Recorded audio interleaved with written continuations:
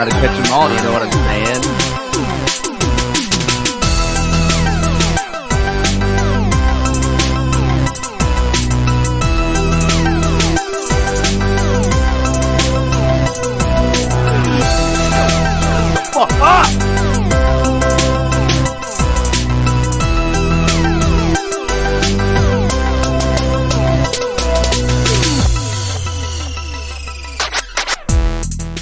Oh, God. Hey, guys. Welcome back to another episode of the Those Movie Dudes podcast. I'm your beloved host, Jonathan.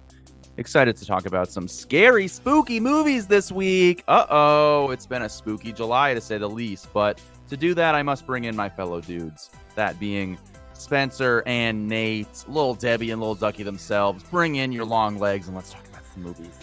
John, I think you this is like the second podcast in a row that you've referred to yourself as our beloved host. Did I say that? That's so. It's weird. Yes. I don't even realize I'm saying these things anymore. I've wanted to say something, but I can't because it was just you. So I was like, well someone's got to do the intro, and who better than our beloved host, Jonathan? Which I refer to him in the third person because it's not me. Okay. I just space out, and I have no idea what you say until I listen back before I upload the podcast. What? I feel like that's every conversation we've ever had. Like, not honestly, every, but a lot of them. Most conversations, I'm like, "Did you get that?" And you're like, "Huh?" Like you're on another planet or in an alternate universe or something. Because what I'm saying is good. Huh? What? Hey.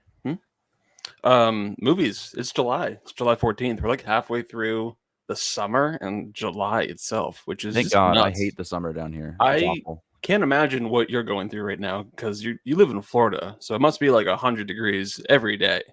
I got in my car at 10:30 today to go clean it because I got back from the beach last night and it was covered in sand, and it was 105 degrees in my car. Yeah, that's pretty disgusting. But like, Florida has come here to Maine because the last like 2 weeks, it's been 85 to 90, like for almost 10 days straight, and all of next week up until like Thursday it's going to be like the same, like 87, 86. It's humid as hell too. It's all haze over the water. It sucks. I hope you don't have any yard work to do because it's just if you do anything like go out and get the mail, you're sweating right away. So it's not fun, but come the winter, you're gonna miss those days. Anyways, we're not those weather dudes. We're those movie dudes. And what we love about July, if you're in the movie world and the movie scene, is they have the Criterion Sale all month long. They extended it this year. They started it like June 28th, and I think it goes until August 1st or something. But usually Nate and I will go all out, get like at least 2. Sometimes 5, sometimes 10. Yeah. And then usually we have to like force John and twist his arm and just like beg him to be like, hey, just go and look at some. You don't even have to buy it. Just go and look. Just go touch one of them. I have a few. Sitting up there. They're not even opened. I just wanted to ask because I actually don't know. Have you guys participated in the Criterion Sale quite yet? John, I think I know your answer, but Nate, have you at least participated? I've wanted to. I'm hoping to at least get 2 or 3 by the end of the sale, but at this point, I have not pulled the trigger. And is this going to be a 2-hour road trip to your nearest Barnes & Noble to get a Criterion in person, or are you just going to do the Amazon route and save some time? It might have to be that one because, that's a lot just to go down. If anything, I'd make a day of it and like go to the film center and do all that stuff too. So Nate and I live in a state where there's only one Barnes & Noble in the entire state, and it's in the center of the state almost, kind of more southern Maine. But it's a 2-hour trip for you where you are. Just about, yeah. It's round trip. No, it's 2 hours there. It's like 4 hours round trip. Yeah. Oh my God. It's a long way. And for me, it's like an hour. So I ended up just doing the Amazon route so far this year. But John, have you participated? No. Look at your collection about what happened last year.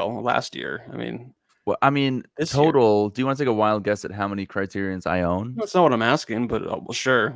I'll indulge. No, I think you have like 6. I have 7. Okay. I have 6 of them are still in the cellophane, if that tells you anything about my Criterion collection. Yeah, I just don't.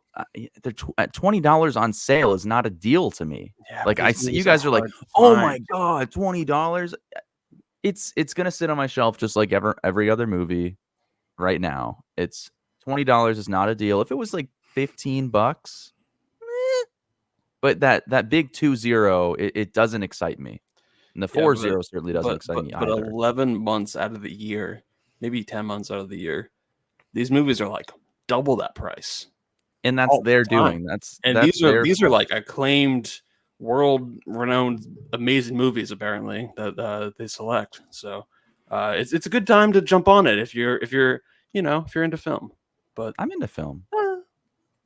I'm a little bit of a fan. I think you're more into Brittany Mahomes these days. But regardless, I gotta say, I did try her new energy drink. It's not her energy drink, but she is now a spokesperson for it. It's given Prime a run for its money. It actually is that. It's very good. It's called Aloha. It's not sitting on my table right now. I picked up a movie that I've never heard of called Local Hero. I'm really excited to check this one out. If you've seen this movie, let me know how it is, because I've heard it's great. So that is the one that I got. And then a movie that apparently is inspired, or I don't know, took a lot of inspiration when they made Longlegs. Here. Yeah. Oh yeah. Well, it's a good one. Serial killer thriller movie from the 90s or 1997. I've heard it's amazing, so I will check that one at some point. But if you follow us on audio podcasts, Those Movie Dudes, first time watching, at some point, I'm sure one of these movies will pop up there. So here and Local Hero. So since you guys have not indulged or not participated, Nate, do you have one or two that you have your eye on? Oh, I've got a whole list. Oh God, I've got probably 50 or 60 movies on this list. Well, then how about this? If you could only get one right now, what would it be? One right now. If I had to purchase just one, John, I'm going to ask you after, so you better have an answer. I have no. I mean, I don't even know what they have. Let me look. You gotta do some research, bro. Okay, I gotta go on BarnesandNoble.com, like new most featured. I would probably film. just do like Criterion.com, but it's the Barnes and Noble sale. Correct. That's well, yes, but also Amazon is price matched, so you can just get it all on Amazon. Oh, Amazon would have the means to do that, wouldn't they? Those sick bastards. I would say if I were to purchase one this very moment, I would probably go with Diabolique, a French film. That's what I was gonna say. No, it's not, because I think you hated that. Hey, you don't know that.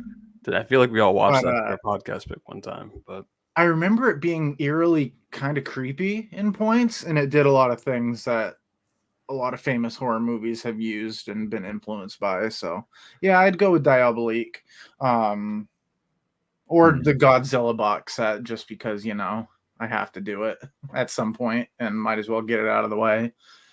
The Godzilla box set. I mean, I think you're gonna get like one or two good movies out of that. Hey, I don't know. I feel like most of them but I also have the whole Birdman set, and I'm like 15 movies into that, and I still have 20 left. Huh? Gee, wait, how many are in that? Birdman? Bergman. Oh, okay. I'm literally looking at it. There's 39 movies. Yeah, that's the set that he has. Yeah, and including 3 versions of Fanny and Alexander. It's pretty much confirmed that Barry Lyndon's going to have a 4K re-release this year on Criterion. Of course. Yeah. Good for him. Of course. Now they just need Full Metal Jacket, and they need to do a Kubrick box set, and then I will be ecstatic. I would buy that. Yeah. I would go double copies just for kicks. All right, John, what are you picking? There's a few that actually do catch my eye. Are they worth $20? Maybe. I'm gonna hit you. The biggest one that I'd be like, yeah, I don't own it. I actually don't own any of these 3 movies. One of them I have not seen. Would be Risky Business. Never seen it. It'd be cool to see Tom Cruise in 4K and his little tidy whities. It's his first movie in the Criterion collection. Wow. See, he should have more. I think it hasn't been released yet. It comes out in a couple weeks. Oh, okay. Well, I would get that. I get Life Aquatic of Life of Steve Zissou. And maybe the Thin Red Line to get my Terrence Malick, dip my toe into Terrence Malick movies that might actually be good.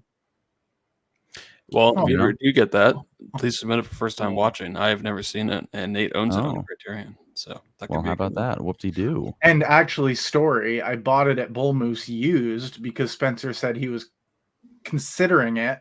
So I bought it in intention to gift it to him, and he would not accept it. So no. Wow, that sounds like a Nate thing to do, to not accept a gift.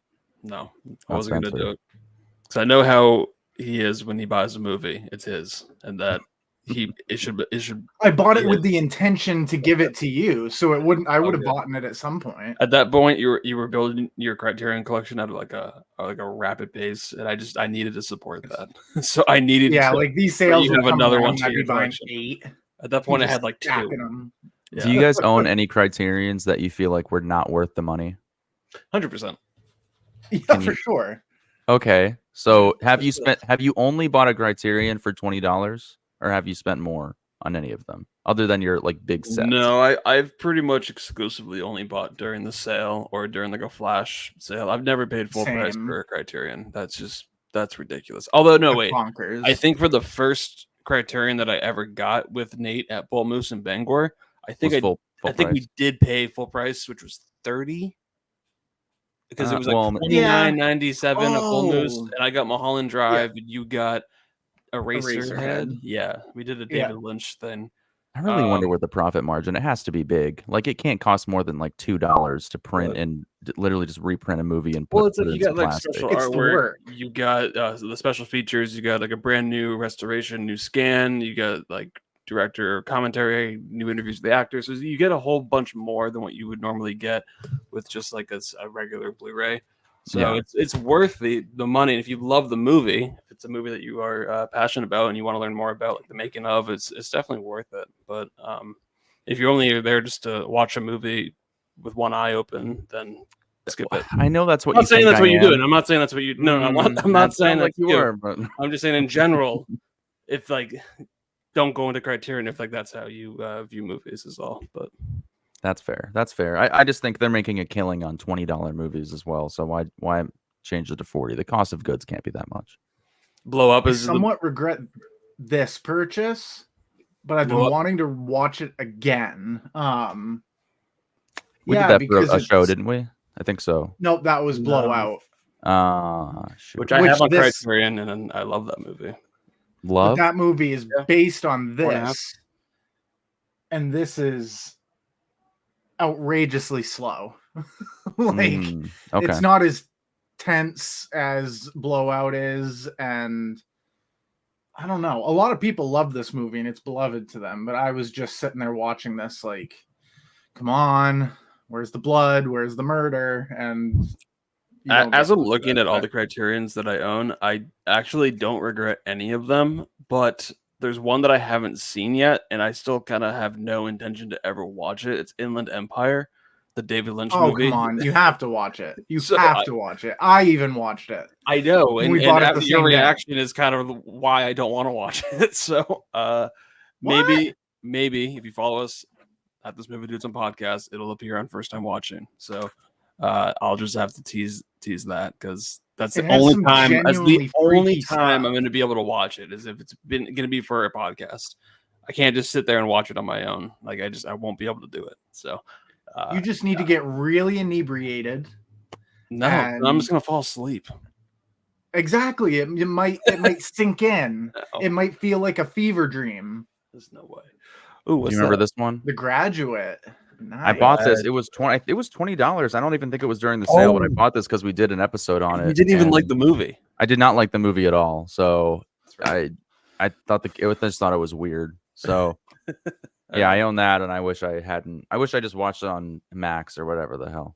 So. How did you not like The Graduate? Well, I thought it was boring. They'll have to go and listen to the episode. We have to plug the episode. We need more download. I can't quote myself. Go to The Graduate. ThoseMovieDudes, The Graduate. You can hear the episode, and most likely we debated it. If it was Matt Damon and not Dustin Hoffman, I probably would have liked it more. But Do you guys want to jump into some movie news? Shall we? Ooh, yeah. Let's do it. Into that? All right, let's do Trump. some movie news. Oh, it's not that type of news. It's full of movie news.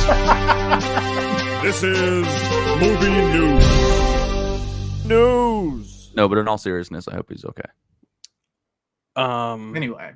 Yeah, so this is going to be a little different. It's a huge banner. Jesus Christ. It is really big. I don't know My why. God. What if we bubble it? Minimal. That's better. I Okay. think we can get rid of that ticker too. Anyways, movie news. So I sent a handful of links to watch some new trailers. We haven't really done some trailer reviews or trailer talk before, so I figured we'd give it a shot. So we're each going to pick one trailer to talk about, or one that we want to select to discuss. I sent you guys 5. The trailers were We Live in a Time, Gladiator II, Captain America, Brave New World, Here, and Nosferatu. So Nate, which one did you pick? I went, of course, with the one horror film out of this, or what I'm perceiving it to be as a horror film, is Robert Eggers' Nosferatu. And John, which one did you pick? I chose the not anticipated at all Captain America Brave New World or whatever. I don't know what it's called. I almost didn't even select that one to submit, but I'm like, what? I'm sure John would probably want to watch. I watched and I was like, "This is this a new Disney Plus series that I don't care about?" Like, anyway, no, it's a major theater release, but here we are. All right, and I picked Gladiator 2. So Nate, which trailer do you want to discuss first out of these 3? Yeah. You know what? I kind of want to get Captain America out of the way to be TBH. Captain America. That's totally Brave fair. New World. Okay. Well, part of the reason why I did end up picking this one or just selecting it for you guys to watch and to talk about is because I kind of want to get a general sense on where we stand on Marvel these days. So yeah, let's do it. John, why did you pick this one to talk about? Captain America: Brave New World. You that excited for it? No, not really. I picked it because I thought it would be good content, to be fair with you. The opening shot of this trailer is just him talking to Harrison Ford. I'm like, okay, I guess. And I hate to say this, but I don't think Anthony Mackie's that talented in any way. And nobody cared about Falcon. They're not going to care about him just because he has a shield in his hand now. I don't think that Captain America was even that cool. It was Chris Evans? No. Yes, Chris Evans, right? As oh my God, he doesn't even know who played. No, it's so many Chris's. Sorry, it's been a while since he got old and died, I guess. No, I don't think even he was the best part of that. It wasn't the character. The character is dumb. It's a man with a shield that's kind of strong. Like I don't care. This should be a Disney Plus series. I don't know why. I thought we'd moved on. We don't need more Captain America. But the thing is stupid. Like Captain America, the original, he had the super serum. Here, he's a human. He's a guy. With a suit. Yeah, exactly. So it's like Batman. Yeah, okay, but it's Anthony Mackie, bro. It's like you get one bullet and he's dead. He's not bulletproof. Captain America can fly with wings. Can he? But he's like an eagle. I know he's a falcon, but like he could be an eagle. America. Oh, that's a good point. Yeah, why is he a falcon? Yeah, shouldn't he change to the Iron Eagle or something like cool? No, the American Falcon. You didn't know that? Well, you guys obviously watched the trailer from start to finish. I did. I watched. And well, there's one more shot here. Maybe we should see it. Oh, sure. Well, so did you guys pick up the fact that Harrison Ford is recast? Like he's playing the guy running for president, but it's the guy that William Hurt played in like Civil War and that's who it is? Hulk, whatever his name is. He was like a head of the S.H.I.E.L.D. agency or whatever. Like he was part of he was like, I want to bring the superheroes, like he was a big character in Civil War. Yeah. But William Hurt died, so they recast. And it's now Harrison Ford, but it's that same character apparently. Which I didn't really get until I had to read about it afterwards, or I read something about it. So I was like, "Oh, okay." And they even say he had to get rid of the mustache. So, oh yeah, exactly. But initially, I was like, "Wait, Harrison Ford? Who's he? Like, what?" Okay, didn't realize that. Wish they had said that like in the beginning. Hey, this is now William Hurt's character. But I did not watch Falcon and the Winter Soldier, the Disney Plus TV series. I also did not watch WandaVision. I haven't seen Loki. I haven't seen Any of Loki? I think I saw most of season 1. I definitely have not watched season 2. Echo. I mean, I honestly I haven't seen Moon Knight. I saw Moon Knight and I saw one other one. I forget how many there have been. But I saw Moon Knight. No, I didn't watch Hawkeye. I liked Moon Knight, but it's because it was so different and it kind of it stood apart from everything else. So I thought that one was kind of fun. But yeah, I mean, I've had no interest in the Disney Plus series, and the fact that you now need to have seen those series to understand what's happening in the movies just grinds my gears. It just makes me not want to see these movies. In fact, the last couple of Marvel movies, in particular, like the Marvels, and I honestly can't even remember the other one. Multiverse of Madness, and there was another Quantumania. Quantumania, thank you. Doing good on that. I've only seen those movies on Disney Plus. I've waited literally until the Disney Plus release. Didn't see them in theaters. Didn't bother even renting them. Actually, no, I did rent Guardians of the Galaxy Volume 3, but I didn't even see it in theaters. I just was like, "What? I'll catch it at some point." I've lost so much interest in Marvel ever since Endgame because I grew up with those characters. Like, obviously, we all did in like middle school when it came out. So it was fun to see that 10-year span of interconnected movies, to have that big wrap up in that 3-hour kind of two-parter Avengers movies. And once that ended, I was like, I'm done. Okay, I'm over. Nope. So this whole new Captain America, it's like I'm not going to watch a series to even understand what's going on with this. It's cool that they're trying to kind of replicate the whole Winter Soldier vibe, just because of the government espionage type of vibe with it, but. Yeah, Anthony Mackie just does nothing for me as a lead. He just kind of seems like an egotistical prick in real life. So what? Okay.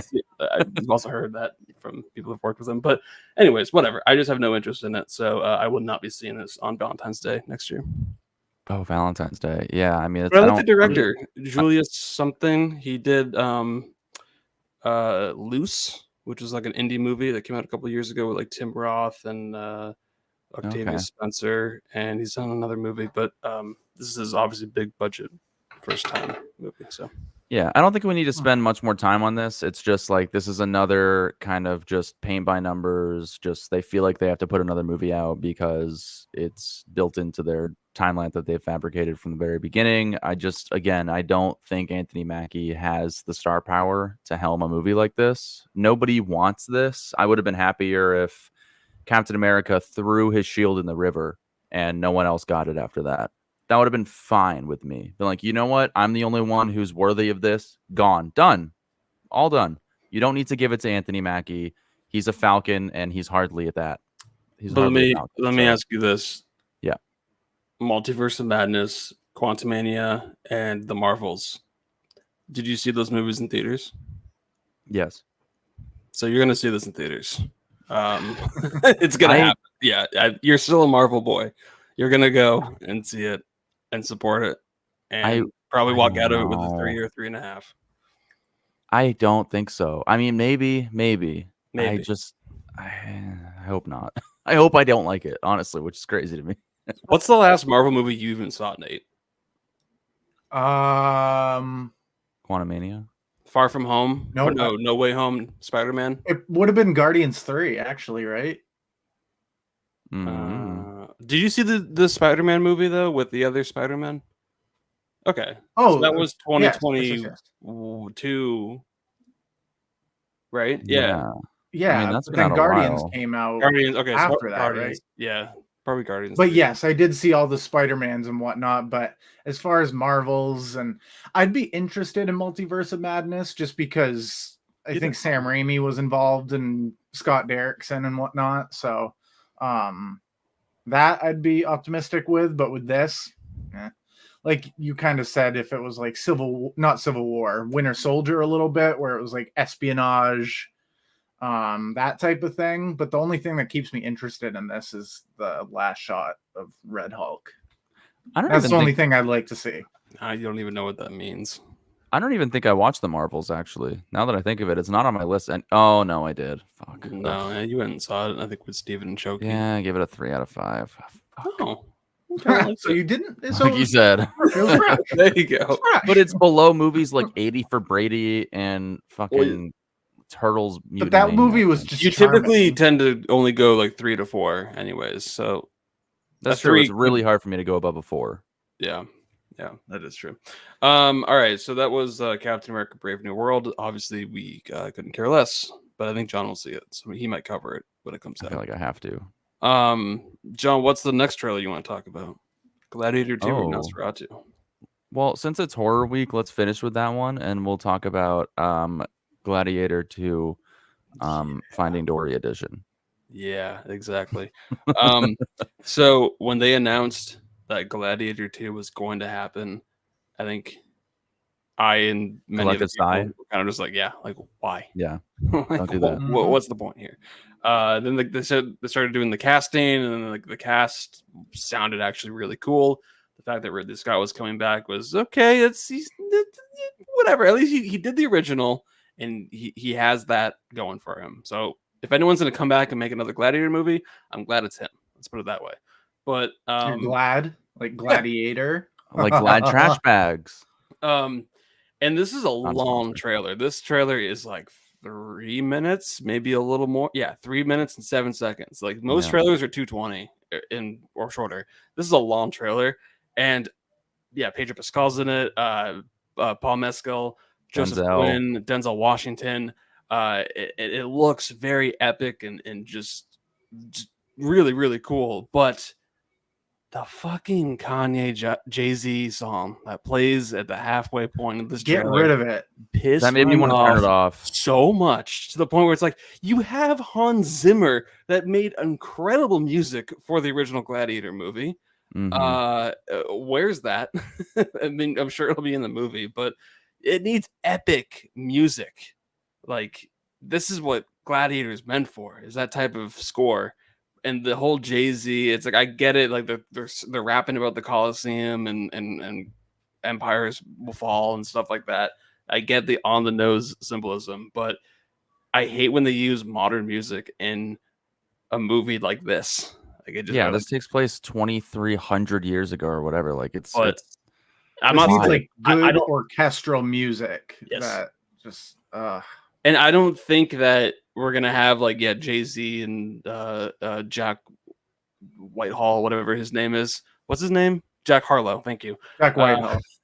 No, Jack Whitehall's an actor. Jack Harlow's a rapper. I don't think we're gonna have modern music in this movie when it releases. I think it is gonna be an original score, but just it pissed me off that it's in the marketing, and it actually has a ton of dislikes on YouTube. I don't know if you have a dislike counter on your web browser, John. Oh, you don't. Damn. Can you see that? I do. I have it built into mine, but okay. It pissed off a lot of people. Oh, and you disliked it too. So yeah, I thought maybe you would show it, but regardless, I am super hyped for this movie. But what about you guys? I'm iffy with. I like Paul Mescal. I think what he's done in like After Sun and All of Them Strangers, he's a great actor. I don't know if this is for him. And I was just kind of iffy with Denzel as well. Not that he's a fantastic actor. I just don't see him in this. I feel like they're using him more. Yeah, him more for star power. But yeah, it just, the original Gladiator felt raw. It felt tangible. Like when he's walking through the fields and he steps into the Colosseum, there was like tension. In this, it feels like almost wow. Yeah, like with the music that was involved, it just felt like a pump up fight montage. It's like, no, I'm good. But I'll definitely see it. Like I didn't see the first one in theaters, so I might as well check this one out. But yeah, I might have to sell this one, but I'll watch it. I'm more excited than Captain America. Okay, fair enough. I mean, I'm going to be seeing this opening weekend, probably Thursday night screening. Like I'm there for it, but yeah, I'm just curious. I'm optimistic. Yeah, it's, I think that, there's the filmmakers and the people doing the marketing are two very different teams of people, and it's like I don't think Ridley Scott was in the room when they added this song to the trailer. So I don't know. I'm gonna give it another chance, but I don't think this was a very good start. I think there's some cool imagery in this trailer. Like I was apprehensive about the whole, like, I guess in history they did have like water and sharks and whatever, and I was like, that's crazy. That's so silly. How would that work? It could probably work in the movie. I'm more accepting of that now. I just hope that they do this justice and it's not kind of just popcorn garbage, because there's a possibility of that if they don't do things correctly and don't put like the heart and soul of Gladiator into this movie. So yes, I'm apprehensive, but again, I will be there opening weekend as well. Yeah. Isn't the original wife in it though? Yeah, Connie Nielsen. Yeah, she's in it. So that's actually really cool. Like that they at least brought someone from the original to kind of keep you grounded and remember this storyline. Yeah, because Paul Mescal plays the grown-up version of Lucius, who's Russell Crowe's son. Yeah. So it is, like a continuation of that bloodline of some sorts. But I just hope it doesn't follow like the same beats that the original one did. What a handsome lad. I kind of liked seeing the warfare on the water and everything with the ships coming in, because you didn't really get a whole lot of that as far as I remember in Gladiator. It was a lot of inland fighting, slavery type of stuff. But I'll definitely check it out. I'm just kind of iffy when it comes to sequels to these giant legacy movies. Yeah. Okay, so it looks like Denzel Washington is playing himself in the movie. Like There's literally a shot in the trailer where he's like, "My man." I'm like, King Kong ain't got shit on me. As much as I love Denzel, I'm like, I think he needs to step out of that box a little bit. I mean, I think he's gonna be a standout in this movie, though. I hope he could sneak in. I mean, depending on how the movie does, I mean, he could be like a supporting actor nomination, like if it's that good. Wow. But or a Razzie. I mean, that's also a possibility. He has done them. It could happen, but you never know.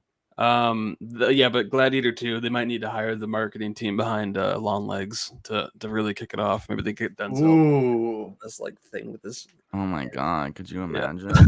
All right, so the last trailer up that Nate selected to talk about, discuss, Nosferatu. This makes sense. That makes a lot of sense. Yeah, it's based on the classic silent film Nosferatu, based on Bram Stoker's Dracula. I'm all for this. This is Robert Eggers' third film, as far as I know. Fourth. He did Witch, Lighthouse, Northman, and then Men. This one. Men as well. And I like that it's a modern, not a modern take, but still a period piece. But some of his shots in this, I'm like, okay, I want to see what this guy's gonna do, because like this shot right here, I'm just like going down. I'm excited. Yeah. I'm ready.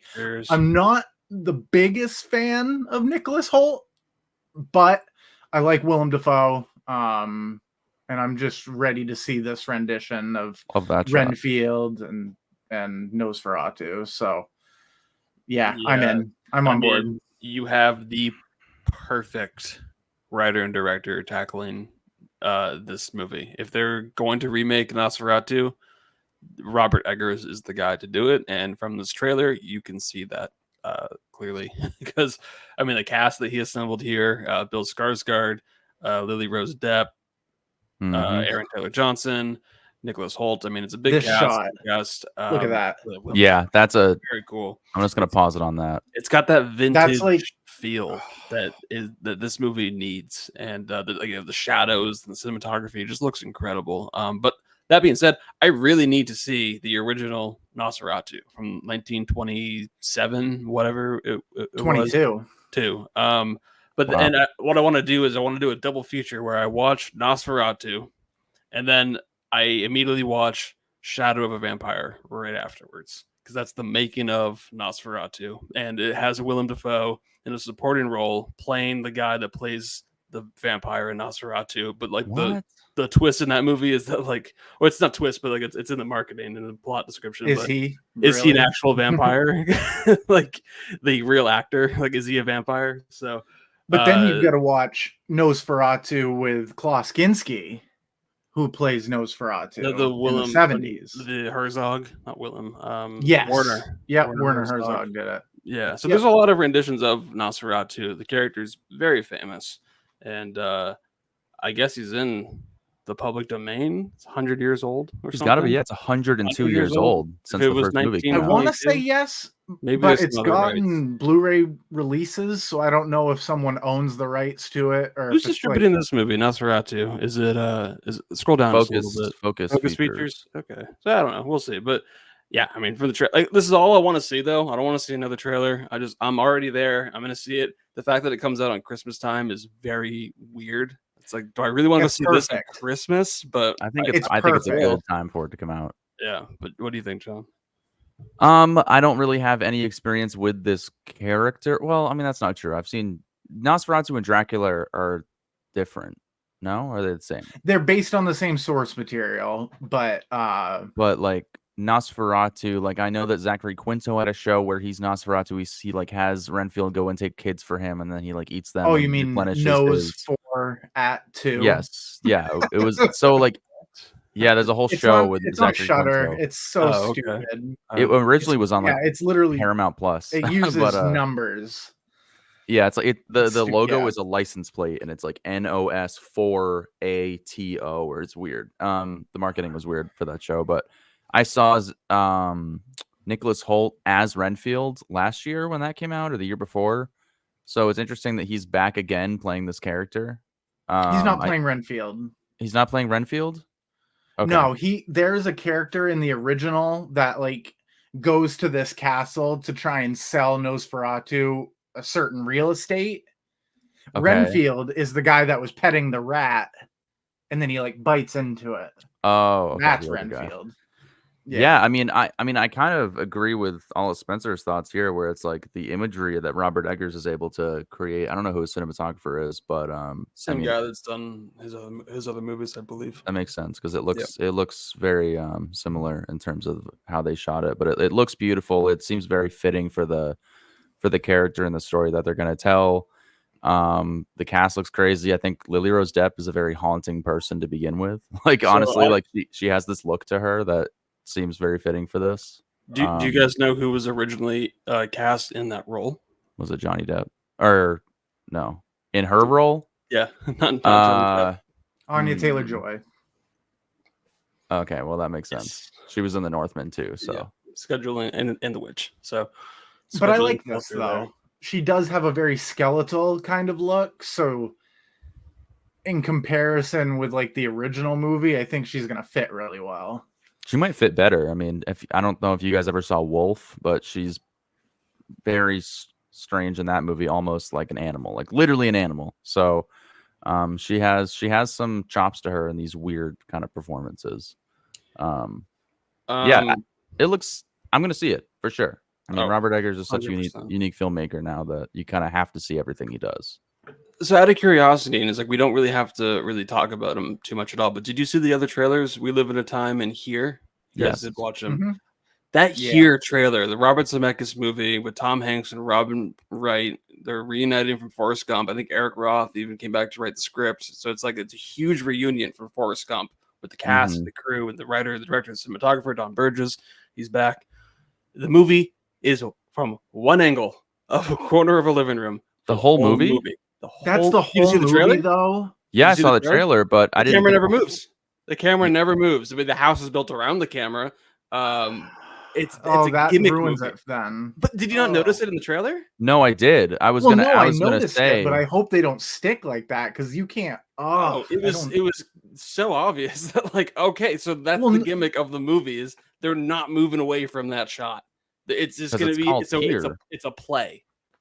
It's a cinematic play. they're gonna really have to. They're really gonna have to pull out all the tricks and whatnot. Like I noticed that because you have the shots at the beginning with the dinosaurs and whatnot. Cool. Jeez, what if someone bumped the camera? Oh my I god! was just thinking dude. that was a reference shot.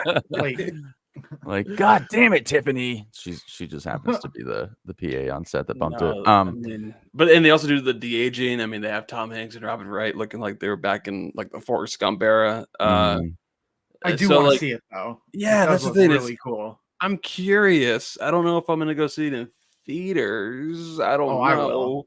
I think you should. This is Zemeckis' like magnum opus. He's done some experimental stuff, but yeah, I mean, if that's true, and if it is if it's reuniting the cast and crew from Forrest Gump, then that could be something. But he's had some misses lately.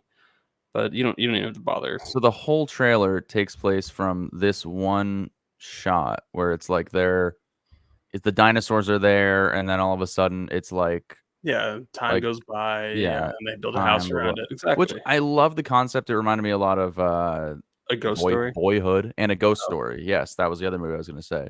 Yeah, just in terms of like the scale of time passing. I don't know. I just was whatever. We don't have to. A lot's going to have to happen in this shot setup for the story to be coherent. And also, like everything needs to happen there. But also, please be like an 85-minute movie. Please don't be over 2 hours. And but it's going to be like 2:45. No way, no. Fuck off. Get out of here. I think it could be though. I don't know. But also, how intimate can you really get with characters if it's all a wide shot? I just don't like how. It's got to be the dialogue. It's got to be the music and the score and the performances. But Tom Hanks and Robin Wright, I have confidence. Yeah, I do too. And honestly, Eric Roth's a great 3 writer. hours long. Give it to me. Probably, yeah. I hope a murder takes place in the house at some point. Please, something crazy has to go down. Well, it does. You saw the asteroid. Okay, well, I think he's talking about during the Tom Hanks. That's more of a natural disaster, but yeah. Anyways, right, that's the trailers. There's a lot of new trailers. Maybe we'll revisit this type of segment in a couple more months when we have some more exciting trailers to talk about. But before we get into some new releases, and we're going to be talking about Maxxxine and Longlegs, we're going to get into a segment where we don't have a jingle for. God damn it, Peter. Here's the thing. All right, before we go, hold up. Get ready though. I'm going to mute my mic and John's mic. And Nate, you're going to do I won't say anything. Your best take of Nate's choice, the jingle. I'm going to clip it out. I'm going to send it to Peter. And hopefully by the next time we record, we'll have a jingle. So I'm going to mute John and I. Floor is yours. Oh, I love this. I have so much time. Okay. It's Nate's choice. Nate's choice. I give you 2 options. You gotta pick one. It's Nate's choice. Nate's choice. Boogity, boogity, boogity, boogity. Let's have fun. Wow, I really enjoyed that. All right, I'm gonna clip that out. I'm gonna send Pete just that audio clip and just let him do his thing. And maybe I'm in. Nate, do you mind sharing with the listeners who inspired you to use that jingle? That is the Who Else But Quagmire song from Family Guy. Yes, thank you. The Quagmire reference of the Quagmire. Day. Yep. All right, love it. Well, since it's Spooktober in July, because we're talking about those spooky movies later on and new releases, Nate's Choice Horror Edition. What you got for us? So, since we went horror this time, I went on a little bit of a broad spectrum, kind of like we did last time with Scorsese versus Spielberg. This is different styles of horror. So, which one are you going to get rid of? Vampires or werewolves? Which one needs to go? Which ones never existed? No vampires, no Nosferatu, no Dracula, zombies, no Dawn of the Dead, no Night of the Living Dead, no Warm Bodies. We're factoring in vampires and zombies are in the same category? No, vampires and werewolves. Zombies are a completely different entity. Okay, so we still have zombies. Yes. I'm never giving up zombies. If it was vampires versus zombies, I would choose to get rid of vampires. But if it's vampires versus werewolves, which is what Nate's choice is this week, that is Nate's choice. I am going to get rid of werewolves. Okay. I'm sorry, American Wow. Werewolf in London. I'm sorry, The Wolf of Snow Hollow. You don't need to apologize to Jim Cummings. Excuse The me. Howling. You shut your mouth. I will apologize to Jim Cummings for getting rid of his movie because I like that Okay. movie. Ginger Snaps, guys. Ginger Come Snaps on. is gone. The Wolfman The with Anthony Wolfman. Hopkins and Benicio del Toro, the movie that literally you can just put on and it's a cinematic NyQuil. Okay. There hasn't been as many good werewolf movies as there are vampire movies. I mean, the Dracula movie alone, like the older Universal Dracula movie, is just classic. I mean, literally, it's a Universal classic, but it is. And the whole Dracula with Francis Ford Coppola, like that movie was so much fun. We watched that last year for Spooktober, and there's just it's got more lore behind it too that I really like. The whole vampires turn into bats okay. and nighttime. So there's more kind of creative ways to tell vampire stories than there are werewolf movies. Werewolf movies are very just one note. They're just it's a guy, he turns into a werewolf at night, full moon, he's gonna kill a bunch of people. The town's gonna. You try to haven't figure out who seen the does it. OG though, the Wolfman with Lon Chaney Jr. I think I watched That's half a good of it, movie. but yeah, no, I haven't That's seen a the good whole thing. movie. Because I've watched It's a most of very the good movie. Universal classics. There's only a couple that I haven't seen, but Yeah, you're not gonna sway me by mentioning a classic Universal monster movie that I'm not gonna watch. For me, I this figured. is a very easy choice as well. There's one I honestly I could do without both of these. I've never. We know, John, you don't right. like So like, horror. yeah, if Well- you put up zombies, then yeah, I'm gonna keep Yeah, zombies. I would pick zombies for sure. If you put it up against, I don't know, like wizards, I probably would keep wizard. I don't know, I don't even like wizards that much. Wizards. Witches. What's another Frankenstein? I probably got rid of him too. Anyways, yeah, I just don't.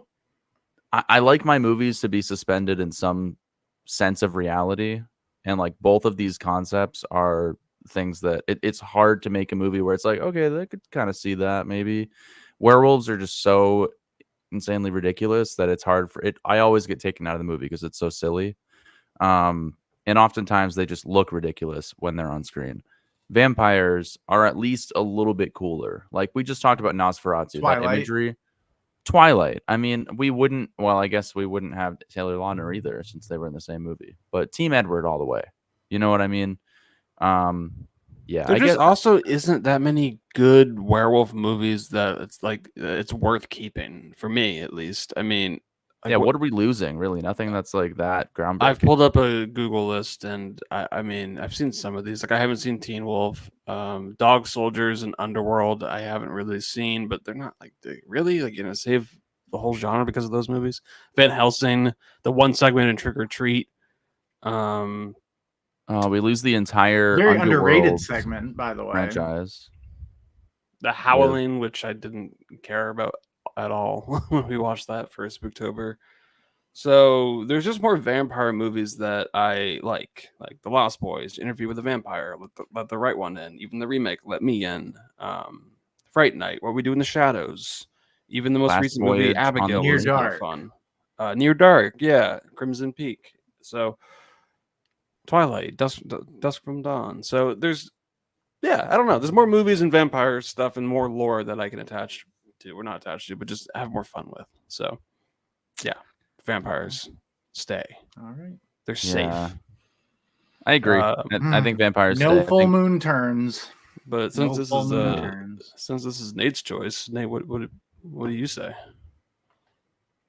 Well, it's hard to not say that I've been swayed a little bit. I do like a good werewolf movie. I love The Howling. American Werewolf in London had some moments that genuinely like were jump scares to me. And I really enjoy the Lon Chaney Wolfman.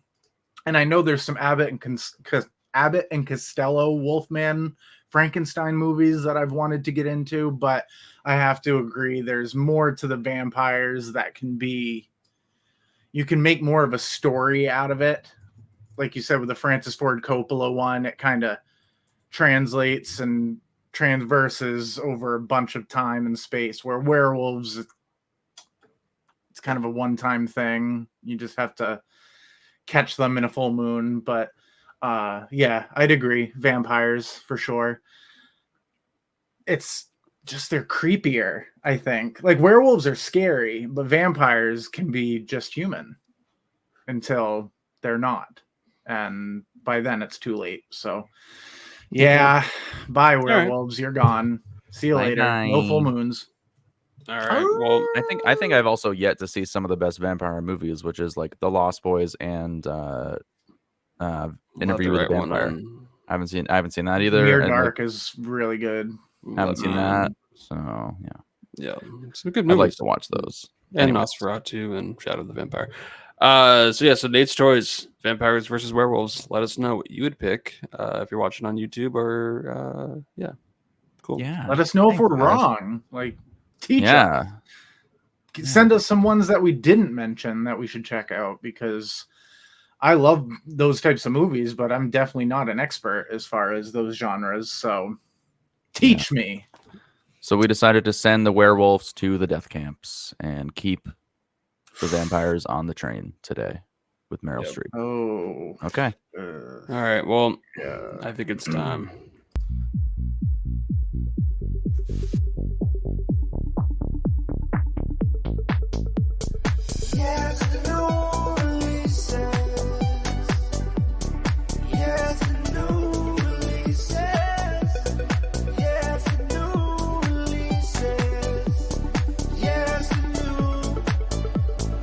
Releases. Spooky weekend, everybody. Talking about some scary movies, or somewhat scary movies for the most part. Talking about the Mia Goth, much anticipated movie. We're big Mia Goth fans on this show. At least I am. I don't know if you guys share the same sentiments for her, but mine are quite high. I just don't voice it. I just want people to appreciate her for the talent that she is, whether she gets the screen time that she deserves or not. But can we start with the Kevin Bacon movie, Maxxxine? Well, that's what we're going to do. Yeah, of course. I think so. Mm-hmm. Shall we? Maxxxine. So, Nate, why don't you take it away with the history of this franchise and what led us to this point? Well, Maxxxine is the third movie of a trilogy directed by Ty West, starring Mia Goth in all three. It started with X, which was a unique take on the 70s slashers. It was a lot like Texas Chainsaw Massacre. Had to do with porn. It was that style of movie. The 70s, where there was a lot of skin, a lot of blood, a lot of murder. Then, I said, not the back door. There's doors. Sorry. Then we get Pearl, which is a prequel to X, where it takes place in 1918. Pearl wants to become a dancer, but she kind of lets her crazy side take over, which eventually leads into Maxxxine, which is, if you're looking linear, it would be a sequel to X. So the character that Mia Goth plays in X, it's the same character in Maxxxine. She wants to be an actress. She started off as a porn star. She's not here to take part. She's here to take over. She's making that leap just like Brooke Shields. And Brooke Shields still pumping out really big quality movies these days alongside Miranda Cosgrove. So my hype was very high for Maxxxine. I think all of us were really excited. Me and Spencer actually got a chance to go see it in one of the worst theaters I think I've ever been to. I can't believe it. So, like, normally you don't you go to that theater for all your screenings other than the IMAX movies, right?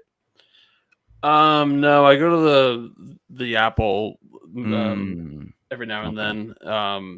But I had never been in this auditorium before. Clearly, this theater didn't really have any faith with this movie, so they put it in one of their smallest little tunnel vision theater screens possible, and my projector at home could probably do better at this. 100%. I feel like I was watching a movie in a hallway. It was so weird. And not to mention, it smelled so bad inside that theater. It was hot and humid. The AC definitely was broken inside, and it smelled like it just rained and then got really hot. Just hot, tar smell. It was fucking awful. I don't remember. I didn't notice the smells. Maybe you were. I don't know. When I first walked in, I could feel the wetness of the room. It just felt damp and just sticky and just kind of gross. And then I swallowed a popcorn kernel raw and had a coughing fit and had to leave for 1 second and Oh, just that's to, why like, you get left. some water. And then I came back. Oh. I literally just sat outside just to close the door so I could cough. And then I opened it back up, and the smell just hit me. I'm like, oh fuck, it smells horrible in here. So, when he's saying that it was one of the worst theaters that he's ever been to, he's not exaggerating. Yeah, and Nate, Wow. I'm sure you had a slightly better theater experience overall in terms of the look and feel of your auditorium, but I did. Yes. Good. There was hardly any people in there. It did not smell. If anything, it just smelled like popcorn, which is always pleasant. I went in really, really amped for this movie because I love the first two movies. They're part of the same world, but two completely different styles. yeah. I was a little let down. I'll start it off. I was a little let down. Just a little bit, because you had pretty high. Well, when I get to the grade at the end, you can determine that for yourself. But I still had a good time, but it just felt like it didn't go anywhere, and a lot of the stuff that happens towards the end felt like it was just thrown on. It's like, oh, you remember this? Yeah. Oh, well, this is taking part now, and I was like, I wanted to see more of her, like, on the sets, learning more about, like, the movie world while this whole Night Stalker thing is happening. That was almost just a side thing that had nothing to do with any of it. And you get introduced to characters that you don't care about that are just gone. There were people in the trailer that I thought were going to be parts of this movie that were in it for one specific scene. Yeah, like Halsey just... and Lily Collins probably had a combined screen time of 3 seconds. I was going to give him like 5 minutes because Lily Collins talks at least. Yeah. But she had one day on set for sure. Yeah. And even her friend that worked in the movie store, like, I wanted to learn more about that guy. That guy is me. I wanted to work in the movie store and, like, recommend all these horror movies to people and just work the late night shift watching VHS tapes. Like, I would like to do that. And you only get him for maybe the same amount as Halsey and Lily Collins. Yeah, I think I went into this and loving the first two movies. They're just so unique in their style and their approach. Mia Goth, like, she's so underrated, and she gets so much opportunity, especially in Pearl, to really, like, project her acting skills. Like, they just throw a camera on her for, even in Pearl, was like 7 or 8 minutes where she gives a monologue, and that's kind of how this movie starts out. Is she gets a chance to do an audition for a movie that she ends up getting, and she's just brilliant in that respect. And then I think I don't know if they tried too many things. Like, did they rush it? It's like they just didn't really have, like, a well fabricated story. They felt like they needed to put, like, Kevin Bacon in here for 10 minutes and Lily Collins and Halsey. It's just like nobody really had anything to do. Like, they weren't adding anything by adding these well-known actors into this movie. And I think that when it came to The Night Stalker, I was hoping it would be sort of reminiscent of, like, Once Upon a Time in Hollywood, where, like, it was actually baked into this narrative that they already had going. But it felt like a side plot that was just also happening while Mia Goth was doing her thing. So it didn't feel like it was interconnected in any way. So yeah, it just was a little bit of a clusterfuck. But I wanted it to be so much better, and I think it just hurt that my expectations were higher, and I just expected a more cohesive plot. Yeah, I mean, I liked X. I didn't love it as much as you guys, but I definitely really liked it. I think I gave it like a 3.5. I've seen it twice too. It's a very solid movie. I like it quite a bit. It's got a good cast. And like the 70s aesthetic. And then I really liked Pearl. I think that's my favorite out of all these, just because of, like, that decade, like what they were paying homage to in that movie, and plus, like, Mia Goth is the only notable, if you even want to call her a star, pun intended with the whole movie. I'm a star, but, like, she was the only, like, known actor in the movie at the time. Like David Cronsworth or whatever, who's now cast as Superman, but at the time you had no idea who he was. People still don't know who he is. Yeah. People still don't know exactly. So, like, I really, and I just, that movie was weird. Like she's humping a scarecrow in one scene, and then she still goes to like auditions and has like revenge, and they do some crazy stuff like with that monologue and the credits. So I had a lot of fun with Pearl. This movie, I mean, and from the trailers and the cast that was announced, like just like you guys, I mean, I was excited to see it. It's like, oh great, like, they're making a third one. Mia Goth is back as the Maxxine character. It takes place during the 80s, so we're gonna have like the 80s homages.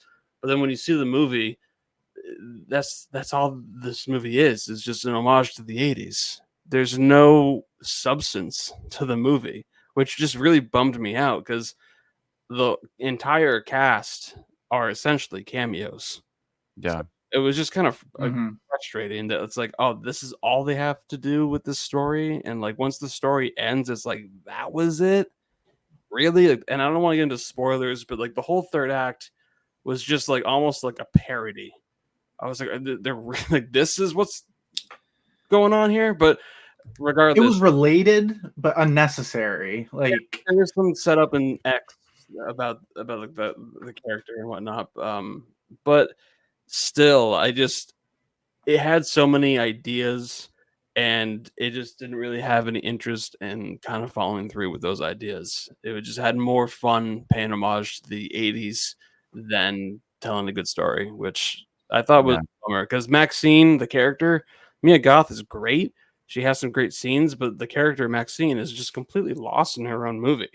Because there's just so much going on. They're just throwing so much at you, just like seeing what sticks, and ultimately like nothing really stuck. Because like all the kills are off screen or like referenced, so it's just like, I don't know. I didn't really have that much fun with the movie, so that was bummed. And she was never. I never felt like she was in danger, because she plays off as this kind of rough and tough badass character that we got at the end of X. And I thought this movie was going to be like her journey to stardom while dealing with all this BS that's happened.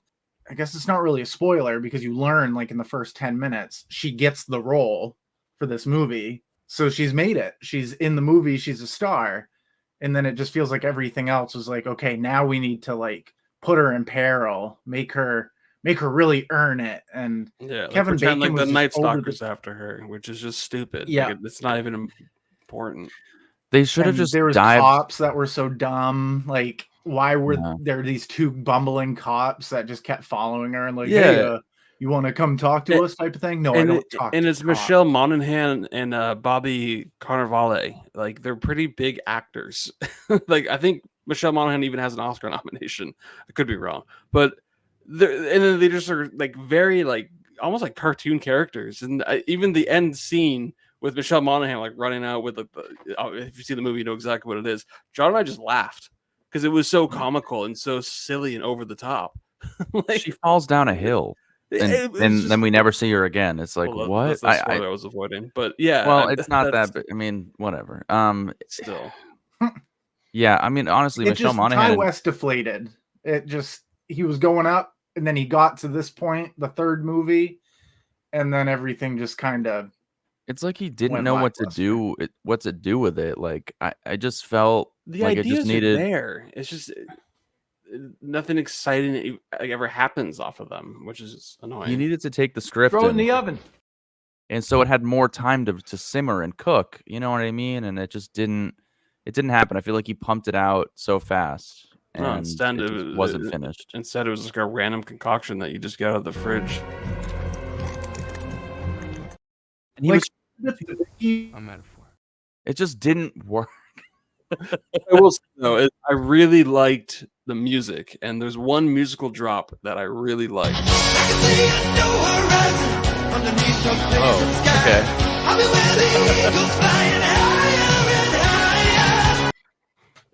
St. Elmo's Fire. Ready. Well, because Nate and I reviewed St. Elmo's Fire for the first time watching like 2 weeks ago, and that whole episode is us mainly just jamming out to the fucking amazing original song for that movie, which is only in it for like a minute. Like the movie sucks and the song's incredible, so it's just weird. Yeah, and the fact that St. Elmo's Fire is a big plot point in this movie, in a way. Well, not really a big plot point, but it's part of the movie. It's on the marquee around that time. And then Mia Goth aligns her fingers with keys and goes to Kevin Bacon. Beats the shit Pretty out of him. awesome. The Kevin Bacon, well, can't talk about it, but there were some scenes with Kevin Bacon that caught me by surprise with her agent. I will say. And It was also Oh, he was so underused. Like And the the- fact that he was just thrown in to be a scummy lawyer. and yeah, this is just a like- coincidence. But it really kind of pissed me off because this movie came out July 5th, right after the 4th of July. On July 3rd, on Netflix, the new Beverly Hills Cop, Axel Foley, came out. okay, I don't know if you guys watched it, but not yet. Kevin Bacon is just kind of like the LA sleazy villain of that movie too. So it was just like, wait, we have two back-to-back sleazy Kevin Bacon LA corrupt movies. Why? Why all of a sudden are we just casting Kevin Bacon as the villain in all these movies and that takes place around LA? Like, fuck off. So it was just weird that Did we he had have a two southern in accent? the same weekend. No, he very much was just Kevin Bacon. This Nobody one he at least was asked- doing like a Chinatown character in a way, but I feel like nobody's ever asked for Kevin Bacon to be in anything, yet he pops up in a lot of stuff. well, besides Like, Wild Things because they wanted to show his penis. no, I've never like if Kevin Bacon like never was in anything ever again, it wouldn't bother me. Nate, do your best Kevin Bacon impression. Okay. Like, what's a Kevin Bacon impression? Oh, Oh, all right. oh No, I guess I could do Footloose and just be like, it's showtime or something. Or from Friday the 13th, where he's just like, oh, how does he go? He's like, oh, there's a storm rolling through the hills like a son of a gun. From Nice. Friday the 13th, Kevin Bacon. So Yeah, I'll start off my good. grade.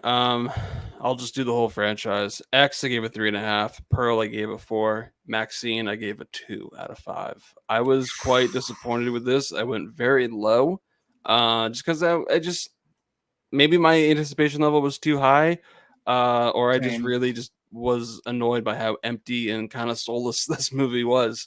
Because at least with Pearl and X, I just had a little bit more fun there. And this one, I just was more annoyed. So I don't know. That's just how I felt. So maybe it was a little harsh. I could probably bump it up to a 2.5 if I'm really feeling generous. But it is definitely not getting to fresh for me. Yeah, I looked at X and Pearl. It was just so cool that those happened to come out in the same year, and there was just like two movies you'd never heard of, and there they are, just Mia Goth absolutely killing it. And I just love the era that it's set. I love the style. I love it just didn't hold back in any respect, and those were just so fun. And I did have just seriously really high expectations for this movie. The era that it was going to be in, like old Hollywood, Night Stalker, just didn't connect the dots for me. Things just didn't line up.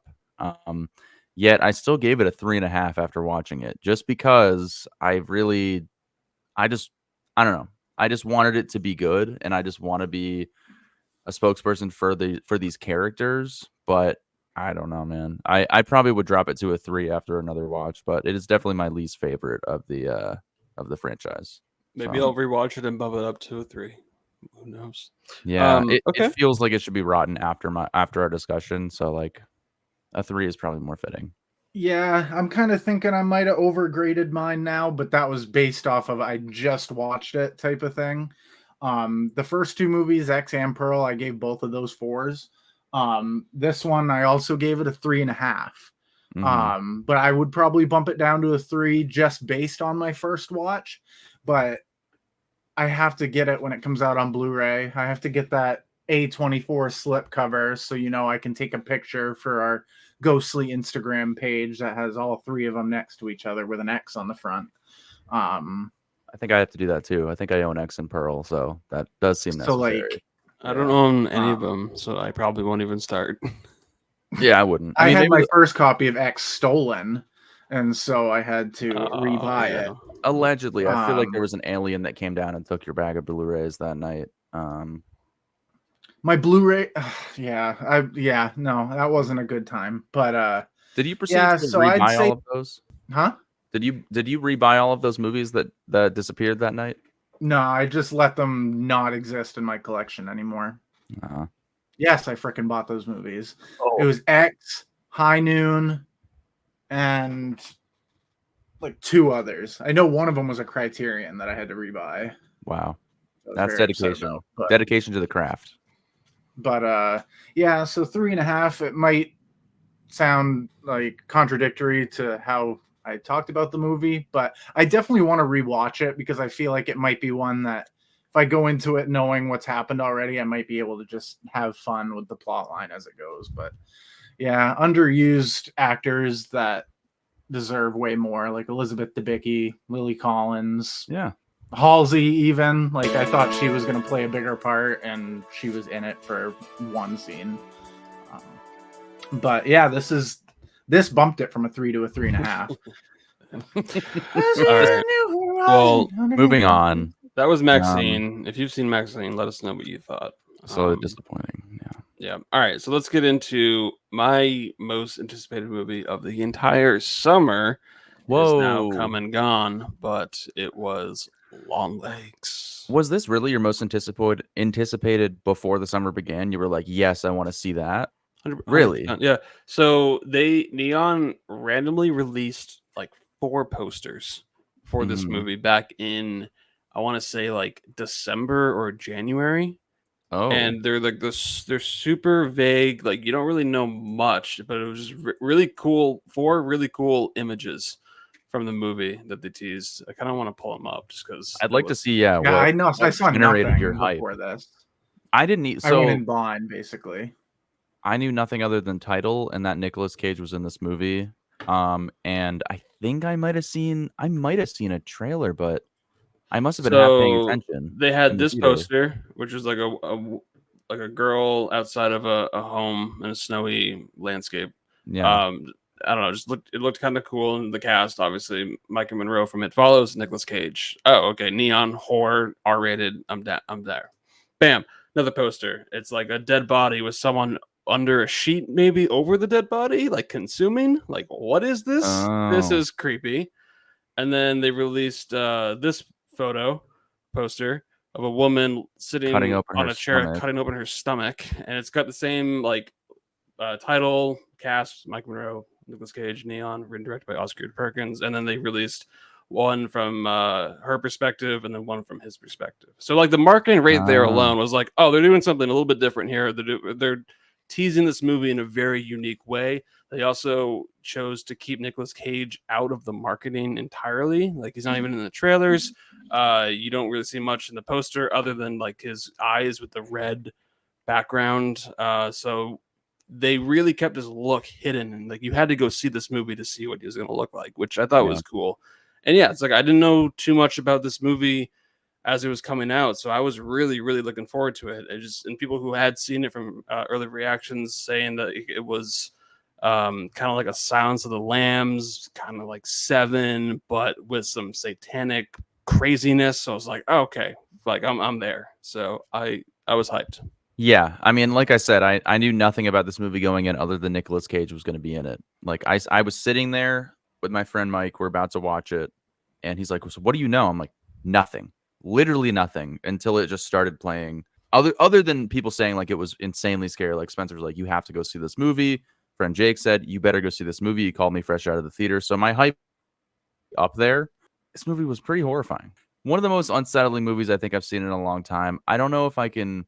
It's different subject matter, so I don't know if I can say that it gave me the same feeling as like a Hereditary. But there were definitely certain moments in this movie that kind of just like hit you in the chest, you know, where it's like, oof, it's like just an instant feeling of just dread and hurt and pain, and it was able to generate those feelings throughout, and then have a very fascinating and almost unhinged investigation element to it that you really don't know what's going on. Like it's not just your straightforward investigation.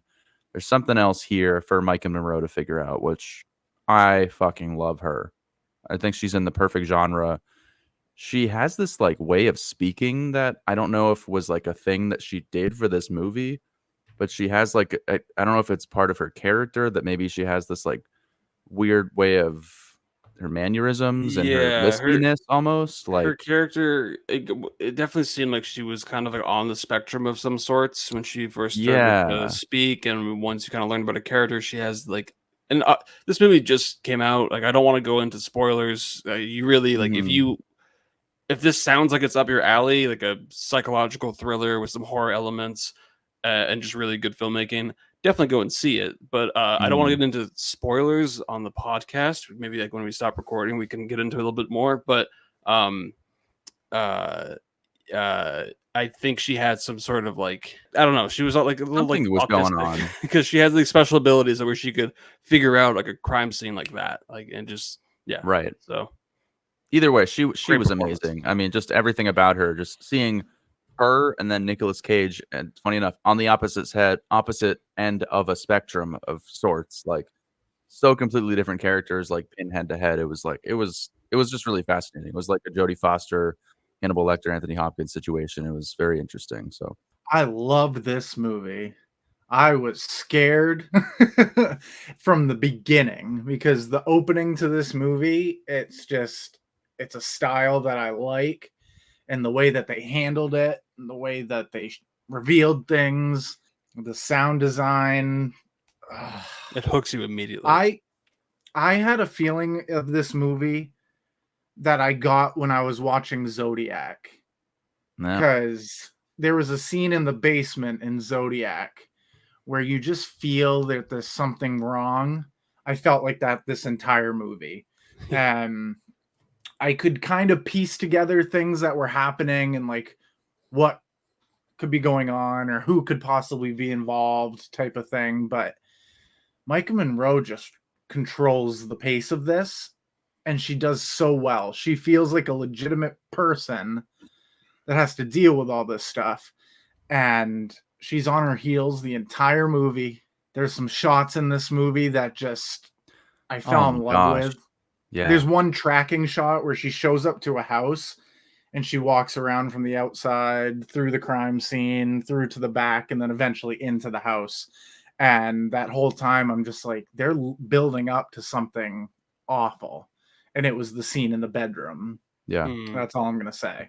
But Nicolas Cage, man, I don't know if he's like wine. He gets better as he gets older. Dude. Like, I know that sounds weird, but like he does really weird movies, but then he also does this and Pig and other random movies where he just shines. And I felt like they just let him shine in this. Like, if you didn't know that this was Nicolas Cage, I mean, I think there's a couple moments where you're like, is that Nick Cage? But it feels like a fucking serial killer, like a strange person that you don't want to look at. Like, yes. And usually it's like if you have Nicolas Cage in that role and you see, you're just like, oh, that's Nick Cage doing his thing. Like he kind of does in pretty much everything that he does. He doesn't do much to really alter his appearance. I mean, maybe like he'll like have some longer hair, but like he is unrecognizable in this role. And he's not in the movie that much, but he's in the movie, I think, just enough to really have an impact. As much as like I wish I'd gotten more of him, I can't wait to revisit the scenes that he was in, because this movie is just crazy. Like, it's one of those movies where when it ended and I was driving home, like I really felt like I just watched something that was evil, like something that was just nothing but dread and just sinister evil. Like, it was just such a weird feeling, and the other weird aspect was like I loved it. Like, it was awesome. Yeah, like that feeling in the theater. It was a sold out showing too, which was not expected, because I mean, I obviously had some anticipation for this movie, and I was like, yeah, I'm gonna go see it in the Thursday night showing. But I checked randomly that Tuesday, because based on our experience with Maxxxine, I was like, oh, I wonder what auditorium I'm going to be in. I swear to God, if I'm back in auditorium 8. And I looked, and then I saw the 7:20 showing was sold out.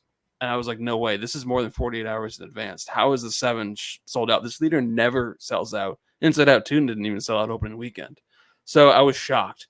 I clicked the 9:50, which is way too late to go see a movie, and that was like 80% full. So I had to grab a seat, and of course the whole theater was sold out, and you could feel the tension in the room in those scenes, especially the opening scene. And there's some other scenes. Like, there was one for her inside of a house in the woods that goes Oh to my God. some weird places, and then obviously the whole third act. I was frozen, like I couldn't move for I think a solid 10-minute sequence in this movie towards the end. It was just I haven't felt that way with the movie in a very long time, and this movie accomplished it really well. So it's one of those rare movies where there was a lot of hype, there's a lot of anticipation, there's a lot of good buzz. I was worried about being overhyped. I sat down, watched the movie, and just it lived up to my expectations, which doesn't happen quite often. So I was thrilled that this one did for me. It hit on so many different levels. Like Nate mentioned the cinematography. Like there were just some beautiful shots in this movie. There's one in like a hayloft with two beams of light coming down, where they end up finding this MacGuffin of sorts in the floorboards. It was just such a beautiful scene. There's one of the other detective walking in on her, and she's kind of laying in the fetal position on the floor by this big like red floor. It's a big wide shot, and she's surrounded by all the case file. Oh, you hear me? She's surrounded by all the case files, like the pictures and whatnot. Yeah, all the pictures from the cases that she just begins investigating, and like there had to be like there's a large amount of symbolism in this movie. For some reason, Bill Clinton has more screen time than some characters in this movie. Like, yeah, it's and Richard Nixon gets some screen time. Like, I don't know what the relevance is there, but they had to put them there for a reason. The Lambs. I think it looked like his office. I think it was just to kind of date the film, as in like, hey, this takes place in the 90s. I think, but they didn't have to put them in every frame. Like he wasn't in every frame. He was in when she was in the police captain's office. Then he had a picture of Bill Clinton over his desk. But I know, but it was so prominent. It was so prominent. Oh, Bill Clinton wasn't anywhere else, but in the scene where they cut that family, where the axe murder scene, Richard Nixon is right on the wall, and they cut to that scene 3 or 4 times, and it's Richard Nixon's face. Maybe because they're trying to date when those murders happened. When Richard I know, Nixon but why president? The presidential photos? There has to be some significance to it, where like nobody just has Richard Nixon in their house. Nobody. Like well, I mean, yeah, if you see the movie, and you can kind of I don't know. Maybe they are trying to. There's got to be something there. Is all I'm saying. Like you frame a shot a certain way, you dress a scene a certain way. 100%. You don't put Bill Clinton's face just because. Yeah, right. Just because it's the 90s. You can say it's the 90s in many other ways. So I don't know. That was just a very interesting plot point there. I think they were trying to be more metaphorical in different aspects of the movie, like especially with some of the shots that they chose to do. Like that shot where they're in the fetal position surrounded by the cases was definitely foreshadowing the rest of the film. It was just very, very smart in the way they approached it. It was. You know what shots I love the most? They had maybe like 5 of these shots, maybe 4 or 5 of these shots in the movie. It was those like really wide camera shots following a car, and it's just like raised up really high. It's kind of further back, and they're just driving down a long road. They kind of have like 5 of those in the movie. I could watch a whole movie with that shot. just someone driving. Yeah, like literally, like it's fun. And then I love that you get one with Micah Monroe and you get one with Longlegs. So it was kind of fun. In the same car. And would you believe me if I told you that spoilers? I think I did tell Nate, but John, this cinematographer behind the lens of Longlegs, this is his first movie. He's never shot a movie before. I think he's done some short films or maybe some music videos, but this is his first movie. It's this level of cinematography. This guy's gonna have more work than he can do for the he knows next, what he's doing. 5-10 years. That. Like it's crazy. This guy's gonna get so much work from this movie because the cinematography is exceptional, and I love the opening with the aspect ratio, and yeah, like they do some cool stuff. But there's a lot to be said for like minimalism when it comes to like lighting your scenes too. Like he uses just enough to like almost create silhouettes. There's a scene in like this, I think it's in the police facility where she's like looking through old papers or files, and it's just like you're looking down like some bookshelves, and there's just a little bit of light coming in, and it's just a brilliant shot because of the way that they're able to use blocking and put things in the corner of frames. It's like fucking terrifying, and like you'll miss some of them. I think I saw them all, but I'm not 100% sure. Like it is just very, very smart in the way that he went about it. So, and there's some composites in this movie that just come out of nowhere that have to do with like darkness and shade that just like a scene will happen and then it will just slowly reveal itself. And so I'm sitting there watching it, and then I would catch something and it felt like, I'm not comparing it to Hereditary, but it gave me that kind of reaction where I'm just watching it and then I caught something and I was like, oh dear God. And that goes more into spoiler stuff, but just, I think we've so said as well much done. as we could possibly say without really, Go breaking see down it. doors. That's the last thing I want to say. 100%. Go see it. Yeah. Go and see this movie. It is breaking box office records. It's Neon's highest grossing movie for an opening weekend. Made $22+ million. So like it made almost the same amount as Furiosa. Also had a $10 million budget. Definitely more than doubled its budget. Even the director himself, Oz Perkins, was blown away by the pre-sales and the reaction that is having sold out showings, and theaters are kind of like readjusting how they're going to program the movie because it's got a lot of interest. People are seeing it, but that's just, hey, have a great marketing team that knows how to market a movie and that they're fans of movies. They know how to get people into the theater to go and check it out.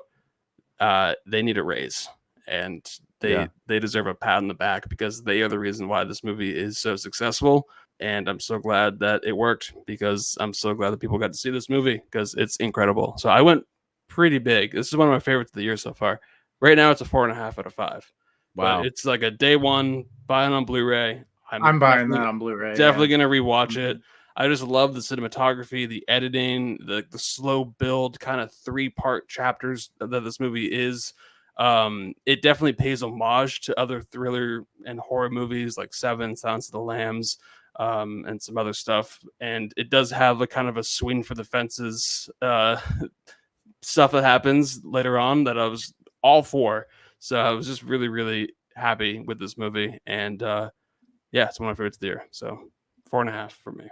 I'm pretty much right there with you. I didn't go quite as high, but I mean, I was pretty blown away with this movie. Just the feeling that it gives you, the cinematography, the acting from both sides of the film, Nicolas Cage and Micah Monroe. Just brilliant. I mean, everybody in this movie was so good.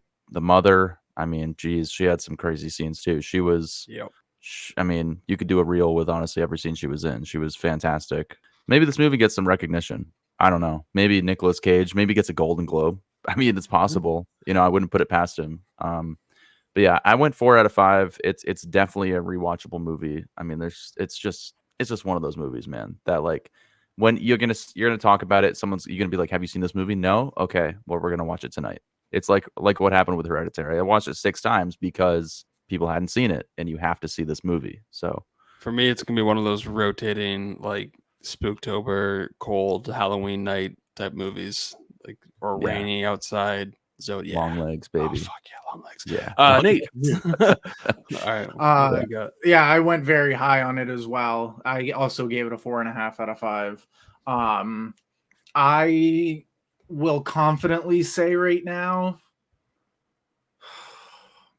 I think it might be my number 2 of the year. Okay. Beat Civil War. This is definitely one that I will rewatch probably a couple times a year. It's just got that watchability factor to it, and just the cast and the way that it's done and the music and very limited music. Yeah, and the credits at the end do something so unique. Just the opposite, but it also has to tie into the themes of the movie. And so all that stuff. And if I didn't have such a crappy theater experience, it probably would have been a 5. But there are people talking every time something would pop up. Like, oh, there's a chest. I wonder what's in there type of thing. Oh, I bet it's this. And someone even stood up and said, can you guys please stop talking? They stopped for like a minute or two, and then they just continued going. And I was like, that's horrible. Am I gonna catch a charge because of this movie? Thankfully it didn't lead to that, but I was willing to, because this movie is worth your time and attention. It's worth your money. I hope Micah Monroe gets more roles because she's fantastic, and Nicolas Cage, he's He's in it just enough. Spencer said it right. Just enough for him to be mysterious and creepy without being in your face. 100%. Go and watch Longlegs. It is in theaters right now, but get your tickets in advance because it is doing way better than everyone expected. Yeah. All right. Well, that was new releases. We're gonna do some little trivia. Are we? I believe so. Some spooky trivia. We Why are. don't we? Because it's not mainstream boy trivia. It's time for the answers to know this fact. For the questions I'm about to ask, like What is the capital of Bolivia? It's mainstream boy Spooky Day trivia! trivia. It's Little Make Debbie it a trap trivia. Little Ducky, Oh, baby. yeah. I was looking at. I'm right. taking over from mainstream boy today. That's I'm the okay, I could use a guy. break. Ugh, let's do this. I come up with the questions, and since it's Spooktober in July, these are going to be some horror questions. Uh-oh. I got a few guidelines towards the beginning. They're going to be a little bit more mainstream movies, a little on the newer side, I'd say within the last 20, 25 years. But it's going to be a best of 7. First one to get 4 correct. I wanted to give you guys a lot of questions. This is my favorite segment. So there's a bunch of different types of questions. All I'm going to ask is you let me know what your chat name is going to be. That way I know what to look for. Ducky. Mine will be Whistle spooky. Bridges. Okay, Mine will perfect. be spooky. Yours will be spooky. Okay. Yeah. Well, Like it's not letting me type in the. Oh wait. I'm gonna change mine from Private Ducky to Longlegs. Okay. Oh, then That's I'll fine. be I am Maxxxine. Furiosa. I'm furious. I am Furiosa. Me, I am. Gotta get one in. Alright, and We got to clip that out. Come on, that's so good. All right, Right. cool. So, Me. Little Debbie trivia. Here we go with the first question. Guess the film based on these cast members: Love it. John Ritter, Annette O'Toole, Tim Reed. Can I phone a friend? No, this is where the big boys play. I know who John Furiosa? Ritter is, but I don't know who anyone else show. Clue. This is horror. I thought. Is it not? I don't know. I thought maybe there's somebody dies in the movie. So Is it not horror trivia? Did I? It No, is it's it's horror trivia. Clue isn't horror. Come on. Okay, well I don't know. Yes, It's silly creepy. goose. I'm warming up. What horror movie was John Ritter in? I know who John Ritter is, but I don't. I'll just take a guess for the sake of it. Long one. It Chapter 2, or It miniseries, the second part, when they're adults. I don't know. Is that correct? Spencer, I'm going to need your definite answer. It the miniseries. There's a That is miniseries? correct. Oh, okay. It's the miniseries. Oh, the Yep. miniseries. Oh, okay. So I'm like, I don't think they broke that up into 2 parts in the, but whatever. Okay, It the miniseries, TV movie. Because there was 2 parts. I know he was in They it. were released in 2 parts, All but right. he is in both parts. Because I initially was Oh. like, I that was my first thought, but because it was a TV movie, I was thinking, what horror movie was he in? Like, Which character is John theatrically Ritter? released? I don't. He's I don't. Ben. Yeah, it's Ben. Oh god, yeah. I don't know who any of those actors are. Like the names kind of Spencer, sound when you familiar, went but It Chapter 2, I was like, Yeah. not quite, but All right. that is correct. It is the It miniseries. So Good job, Longlegs is up 1-0.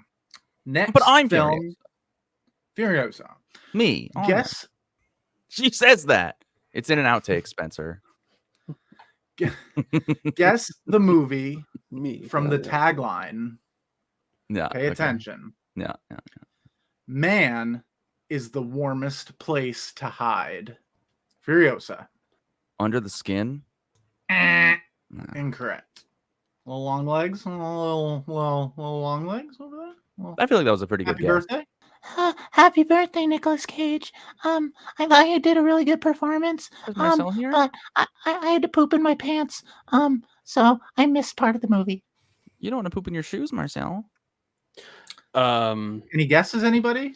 Yeah, I threw in Longlegs in the chat. I'll just. Oh, I'm sorry. Long legs. No, I'll just throw it out. Jaws 4: The Revenge. Okay, so that wasn't a serious answer. I don't think that was a real answer. That is incorrect. Could I get it again? Could I get it All I again? got. Man is the warmest place to hide. This is, I think, the oldest movie that I included in boy. these trivias. Can we get But it's very a mainstream year? one. A release year. I believe it was 1986. Oh, Furiosa. Invasion of the Body Snatchers. Good guess, but incorrect. That was 1978. I believe. My toodaloos. I'll give you a hint. I'll give you guys a hint. He's got to guess first, otherwise, because I can't guess if you give another hint. No, go for it. I have no idea. I have absolutely no idea. Okay. So, John, you can answer after I give this in. Okay, Man is the warmest place to hide. This movie, some people would say it's the original, but it's actually based on another movie. Oh, wait. Oh, my God. Fuck. Okay, that helps. Longlegs. Yeah, The Thing. It is The Thing. Okay. Fuck. Damn it. John Carpenter. Takes place in Antarctica. Okay. Yeah. That hint didn't. I mean, it makes sense, but the hint Because didn't. The Thing help with me. John Carpenter is a remake of another movie called The Thing. Oh, The I did Thing not from know that. Another World. The Yes. 60s. Mm. Yeah, and then there was also a 50s. prequel to that one called The Thing with Mary Elizabeth Winstead. In Never 2000. saw that one, but I heard it was good. I think Joel Edgerton's in it too. Mm. Yeah. Okay, Ducky, you're up 2-0, man. Quack quack. All right. These are This tough one- questions, I will say. Good job, Sorry. mate. It's all Especially good. for mainstream boy. So tried. this one I like a lot. Who was originally slated to play Hannibal Lecter in Silence of the Lambs? And there's multiple choice to this. Okay. Thank God. A, Gene Hackman. B, Sean Connery. C, James Caan. Or D, William Hurt. Longlegs. But technically, Furiosa had it first. I'm just locking mine in right now. Oh, I'm sorry. I didn't see that. Okay, Furiosa. I feel like this is wrong. James Caan. please be right. Incorrect. Damn it! Fucking I goddamn. was gonna guess Gene Hackman. Is that your guess? Oh, yeah. final answer? Yeah. Gene Hackman. Incorrect. It was Sean Connery, actually. No, that was my last guess. Damn. He was Okay. slated to play him, as well as Michelle Pfeiffer was supposed to play Clarice Starling. Mm. And so neither Wait, one so of them got do you the have part. enough We're getting questions Richard to Simmons. still make it to 4? Oh, I've got 7 questions, so yeah. Okay, so I have to get all You would 4 have to now. get all 4. Yeah. Oh, shit. Okay. That's all right though. That's okay. Fuck. That's why it's just a game. It's just a game. Calm down. All right. Okay. Okay. Time for movie release dates. I'm going a little more modern. Mr. Movie Release Dates himself. What was the release date? And I'm going to take the closest date. Unfriended. I'm gonna say Still haven't even seen it. Type it in. This isn't a guess thing. Just type it in, and I'll take whoever's closest. But wait, I don't want my or his answer to influence. So I'm gonna close the chat so I don't even see it. I'll verbally say it. Okay. So Okay, I have that's I don't fine. have the chat open right now. I have the banners open. That works. See, I'm works. clicking banners. Okay. That works. Free. So John, Um, feel free to submit it, and I'm gonna verbally say it. You okay. can say it at any time. Wait, has he sent it in yet? No, I have not. Okay. No. I want to lock in his answer first. Why? Because if I say it, I don't want him to be influenced by going like a year below or Oh, a year ahead. I get you. The little trick that I did. Yeah. Okay, I'm ready to type. I have it typed out. I can hit send. Once you type it in, I will say, Spencer, what's your answer? That way it kind of... Okay. You type it in. I'm sending it. I just sent it. I don't have the Spencer? chat open. I'm gonna Spencer, say what is your answer? 2014. Wait, you're just saying What's the release year? date? Like, Yeah. What's the date? you need the month. Oh, the release day. date. Oh, Yeah. I'm gonna. Okay, I don't have a calendar open. I'm just gonna say a random date. October 6th, 2014. Okay. I said October 31st, 2014. Technically, John is the closest. Ooh, because it's what, February or something? It is Wait, no. April 17th of 2015. Really? Wait, what? 2015. Oh. I saw this in theaters during college, freshman year. I thought it came out. Yeah, I thought it came out. Yeah, it was I thought it was. 2015. I thought it was the fall of freshman year when we were in college because I went to Boston. No, we were. You guys still, all went we and were, saw it together when you guys were meeting new friends. we were still freshmen in It would've been April of 2015. It was later in the year. Okay. So John, Oh. you got that one. Okay, I'll take it. There you go. You're I'll a take few it. months I'll take off. a point but, here. Yeah. Damn. Okay. um, Cool. I didn't okay, think so- it was like a full on Halloween release, but I figured that was the best guess. So Maybe Okay. must But think of the remember, Lazarus crappy horror Effect. movie. It could have been earlier in the year. So that might have been when Lazarus Um, Effect came out. You might be right about that. Maybe. Okay, go ahead. 2-1 to Longlegs. But Furiosa, you are Furiosa, so you have a chance. I am furious. Me. I am. Next She's not one. Hermione Granger, and she never says it. Okay. Okay, come on. Next one is another guess the tagline. Oh, love it. Let's go, dude. Oh yes, Taglines. there will be blood. Remember to type it in the chat. Furiosa. Is it the 2013 Evil Dead movie? That is incorrect. I think it was. I can only think of There Will Be Blood. Okay, well, it's not that. Horror movie. John already guessed, so it automatically goes to me. I'm just gonna randomly guess. Oh yes, There Will Be Blood. Piranha 3D. I went mainstream. I wanted you guys to It's a at least mainstream get movie. these. That was in theaters. Wait, all right. Well, Nope. you got to give us Early- another it- hint. 2000s. 2000s mainstream. Oh yes, There Will Be Type it Blood. in the chat. Remember. I know. I'm just saying out the hints. 2000s. When did this come out? I'm just gonna guess.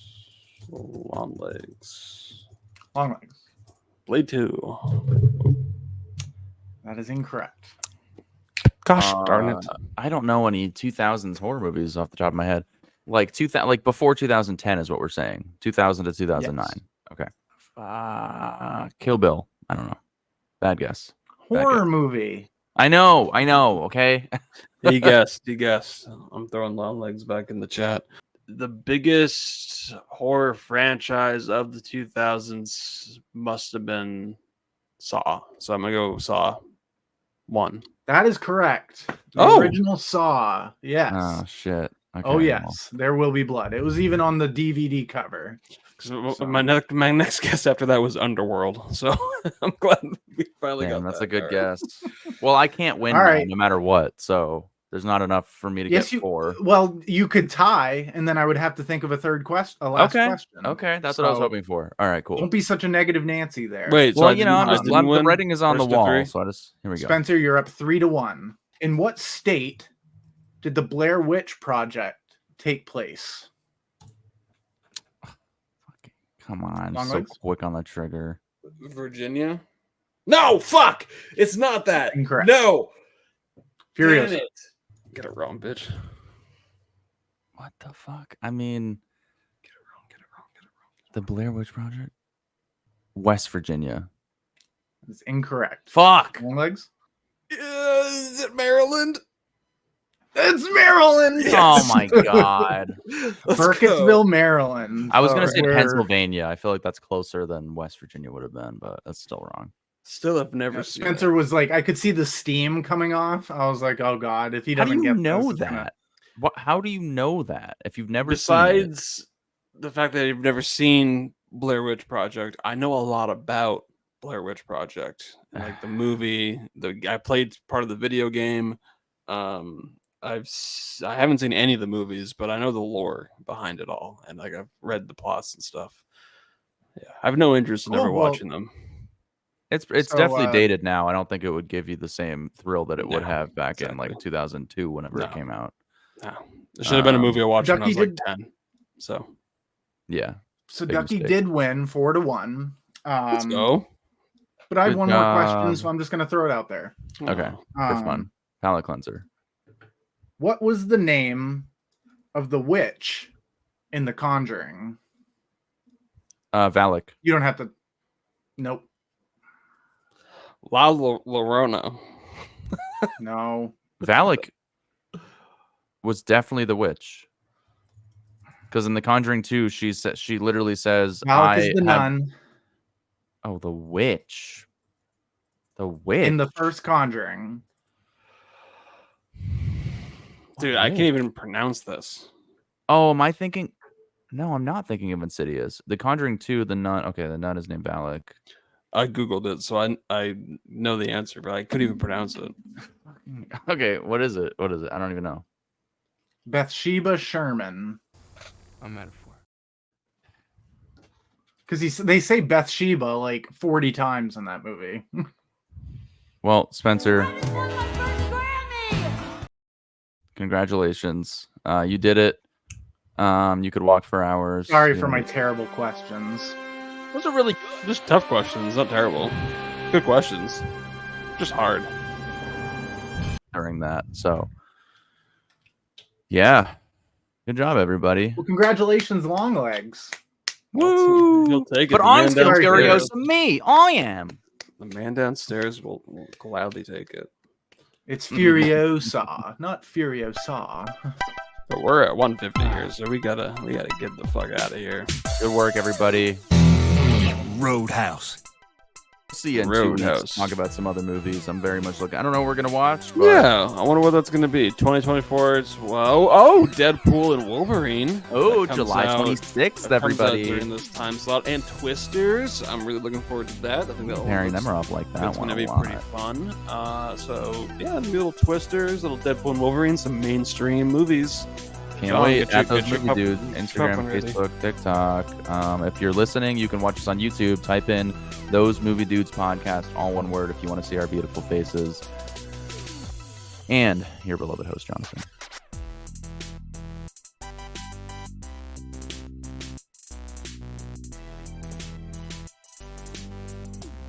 I said not the back door.